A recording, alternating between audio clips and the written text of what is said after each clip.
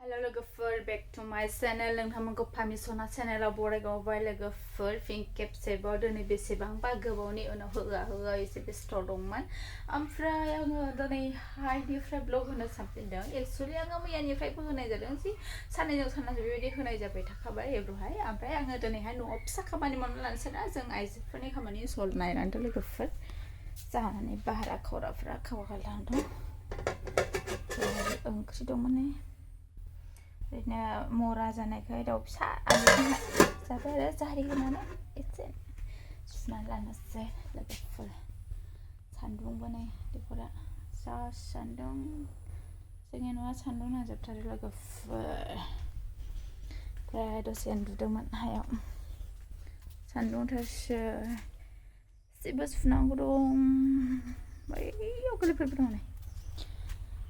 आयना लालायना उन्दुदों आयौ जिरायनानै नै गावा खालथां